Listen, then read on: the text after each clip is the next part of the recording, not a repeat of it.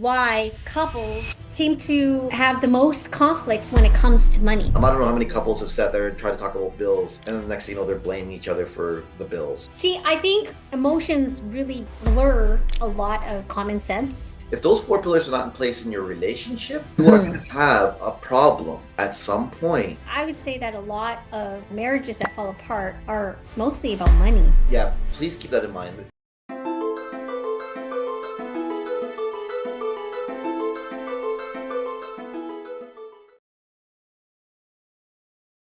Hey, welcome to our podcast today where we talk about real financial problems with real people and come up with real financial solutions. My name's Irene Meyer. And I'm Philip Villanueva. Hello, everybody. I have zero idea what we're going to talk about today, and I think Irene's going to just catch me totally off guard. Here we go. Yes. I think in one of our videos previously, we talked about the benefits of a prenup. And it got me thinking about just in general now, again, switching back into finances as to why couples seem to have the most conflicts when it comes to money. How do you think bringing up the aspect of finances in a newish relationship should happen? And maybe you don't think talking about money in a relationship where you see it going far, by the way, not just somebody you date for the first time. I'm talking where you've just started to date. How do you bring up the prospect of money to avoid money problems in the future? Okay, so here's what I now or before? No, now, because you've learned from before. This is Okay. why it's great So that we're talking about this. yeah. So now, what I think, if I was a serious relationship and wanting to have this relationship, let's say, I don't know, are we married? Are we on the point where we're like thinking about getting married or thinking about living together? Or we can see ourselves being serious. Okay, so we're not living together yet, but we're at this point where maybe we haven't even exchanged the word love yet, but we can see, we want to see this where it goes. That's because you're still spending money freely on each other at that point. So maybe, but if I was with a serious partner and if this is the partner that I'm going to stay with for the rest of my life, I would say, hey, I would want to set up an appointment with an advisor. I would want to talk to a financial advisor, financial guru, and say, hey, listen, honey, I can see us having a serious long term here. That's the idea. Are you on board with me? Are you thinking the same way I am? And if she's, yeah, absolutely I am. I'd say it would be a good idea if we talked about talking to an advisor, talking to a financial advisor. Chances are she's not going to have a problem with that. Because if I try to talk about finances with her, right, I could trigger things to cause a fight. If she was to talk about finances with me, she could trigger things to cause a fight. The forecasting is way off. So I wouldn't necessarily want to talk about it, sit down at the table and talk about money because somebody is going to dominate the other. It just happened. I don't know how many couples have sat there and tried to talk about bills, and then the next thing you know, they're blaming each other for the bills. Yeah, but so you can actually have a very open conversation. Yeah, absolutely. But I think I would want, knowing what I know now, I seriously would say, hey, listen, if we're going to do this, let's set up an appointment with an advisor, get our ducks in line. I think that's the easiest way. That would be, realistically, guys, it would be the easiest and not the most non-confrontational way. Because again, you're not going to talk about, an advisor is going to look at your situation. They're going to project your situation. They're going to look exactly at your situation. An advisor is going to literally lay things out neutrally. And there's no, I mean, you don't need to buy that. You don't need to spend money on that. Like from a partner's point of view, an advisor, if they're going to say that, is because chances are, if they're a good advisor, they might say stuff like that, right? But let's face it, are you going to take advice easier from a doctor or your partner? Are you going to take advice easier from your accountant or your partner? From a financial advisor or your partner? Where are you going to take the advice from, right? If your partner starts saying, no, we need to stop doing this, you might take that person. If an advisor says that, you're going to take it from a professional advice. Yeah, that makes sense. So how do you even get around the conversation of bringing them to a financial, because this is a very weird conversation, right? Like It's actually, you can admit no, that it's not. having this conversation with somebody you started to date is going to Well, be we're not weird. talking about starting. You said that. And I made sure of that at the Well, beginning. there's no real commitment yet. See, I think emotions really blur a lot of common sense. That's just me, right? I think if you're at this point where you're not quite there yet with the word love, but you could be and you could see yourself doing it, that's probably the best time to have a conversation because no love lost, no pun intended, right? But you can have a conversation. I would like to find a way to bring up a conversation like this with somebody who I see there's potential with, but also realize that I'm not bringing it up to cause a fight. I'm almost bringing it up to see how we mesh financially or even talking about financial wise. If we're in this conversation, you bring up the prospect of hey, honey, what do you think about going to see a financial advisor together? And they're, why? What do you mean? Why? I already have my own financial advisor. I'm good. You almost start to feel like they're getting defensive, right? Unless you're really good at explaining why. So let's say you explain why. I think it's a great idea, not just to do what you did, which is great. You got your own financial advisor. But if we're going to take this to the next level, we should probably try to see where we are financially and make sure we're both okay, both together as a unit, but also individually. There are ways to bring it up, I think. Here's the thing though, if one of your partner already has a financial advisor and I'm with that person, I'd say, okay, well, can I meet with them? Yeah, that's a great idea. And let's say they're like, why do you need to meet with them? I Really? think it's a really great test to find out how your potential lifetime partner is going to react to just having a conversation around finances. I honestly think if it gets to a point, if you're in the lovey-dovey stage and bring up the idea of, hey, let's find an advisor that's suitable for the both of us, because I want to have all my ducks in line, right? Because I want to have a house with a white picket fence with you. I want to have a family with you, etc. So let's start talking about getting our ducks in line with an advisor now. And they attack you or they become defensive. You might want to really think, is this the person for you? Yes. Because if you're in that stage, like talking about religious beliefs, talking about, or I'm going to take religion out. I'm going to spiritual beliefs, right? Talking about mental beliefs, talking about, again, our 4 pillars, talking about physical beliefs, talking about financial beliefs, all of them have to mesh. If they're not meshed, just if you don't have your 4 pillars in place for you, if those 4 pillars are not in place in your relationship, you are going to have a problem at some point. Yeah. Realistically, but it's just having a conversation. You want to make sure all 4 of those pillars are structured with stability for your future growth. If not, something is going to fall apart. And it can't be submissive. No, you have to believe if you want to have a healthy and stable relationship down the road. I think it's a great conversation to have before things get pretty serious, where you start locking in your money together or joining your financial forces together. Because without knowing the intent, I would say that a lot of marriages that fall apart are mostly about money. I think there's a lot of conversation that's not happening, that if it was just happening at the beginning, where you're comfortable about talking about money. And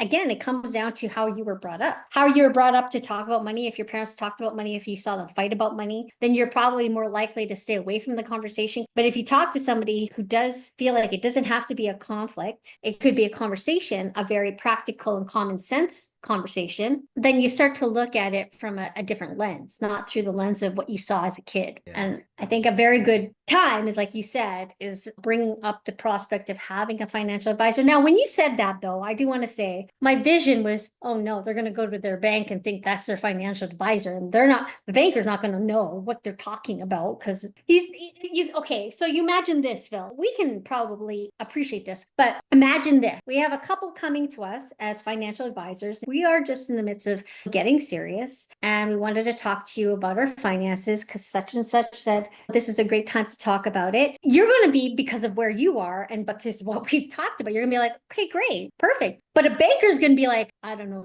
They're going to be like, I don't know what you want, because they're ready to sell something. They are order takers. So please do not mistake a financial advisors for the guy at the bank that you see maybe every 2-3 years to renew your mortgage or something. They're not going to help you that way. They have no idea what you're even gonna. They only take orders. They only sell products. And if you have enough money, they might refer you to a financial planner or a certified financial advisor in the branch who's only going to try to sell you investments. Yeah, please keep that in mind. Institutions don't offer financial advice, saving portfolios and things of this nature, but it's not targeting towards any kind of plan for you. You might see commercials out there all the time, and they talk about setting you up for the future and all that kind of stuff. You'll see commercials for that, but they don't actually do holistic planning for you. You want to talk to an advisor that's going to actually look at anything from the amount of money you need at retirement to your budget to your spending habits. They're going to dig deep into you as a person, right?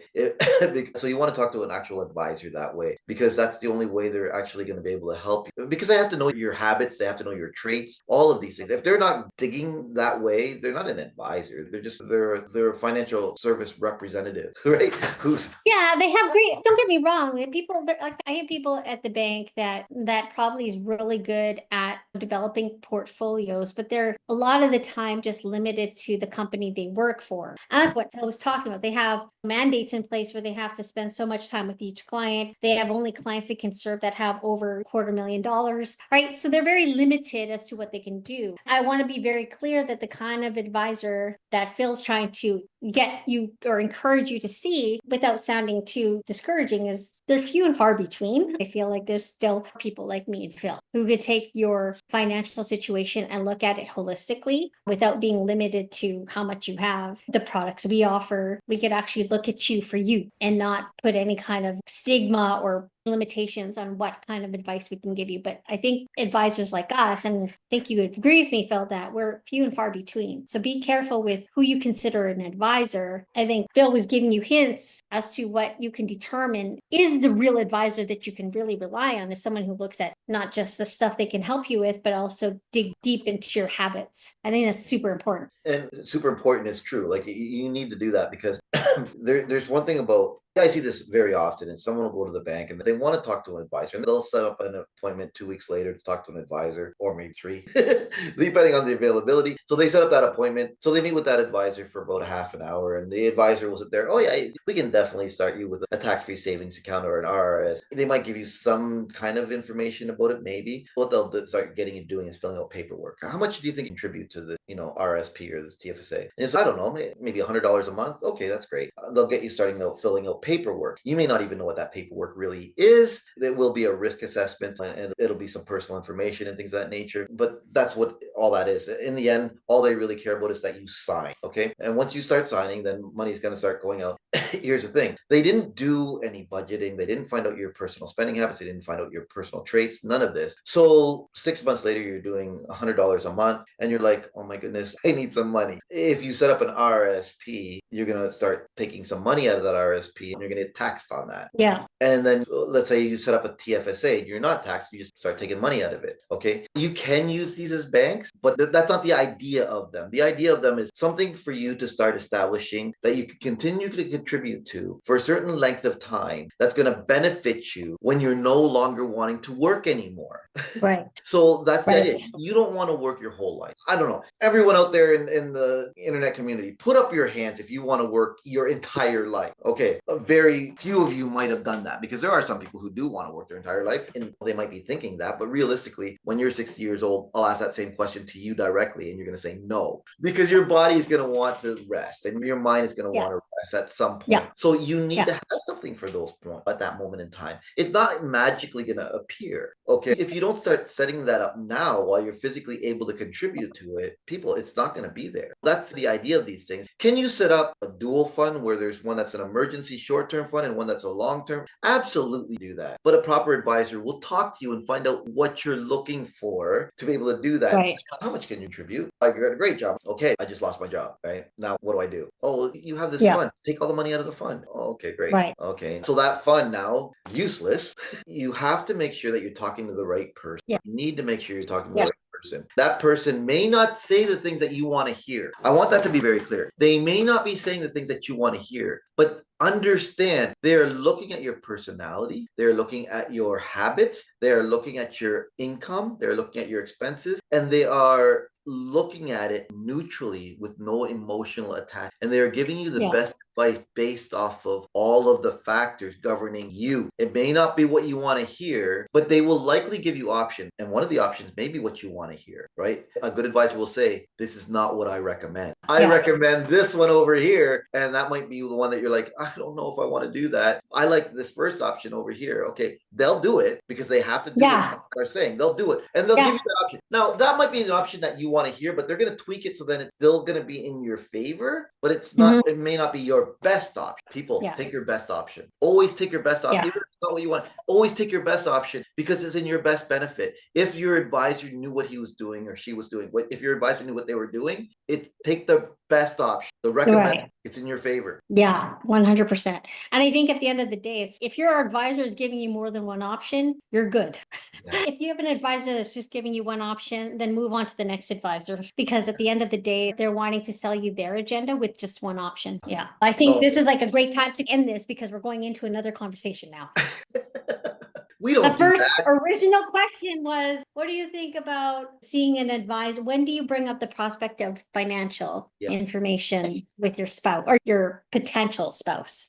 That should be a very open. Again, the 4 pillars, guys. It's the 4 pillars. When you want to start talking about religion, if you want to start talking about the gym or your physical self, if you want to talk about your mental health mentally with your partner, if you want to talk about any one of those 4 pillars, you're ready to talk about all 4 of them. If you don't go to your partner and say, "Hey, let's start going to the gym together," that's when you're ready to start talking about all 4 of your pillars. What do you have to lose? Because if you want to start getting healthy together, healthy is not just one of those pillars. Again, it's all 4. So start talking about all 4. If I want, hey, honey, let's start going to the gym together. But you're battling with something in your mind, and it might even be about your relationship, right? You want to nip that in the bud right away because you don't want to have something minor grow into something major. Because you put it off. You want to get unhealthy and let it just grow.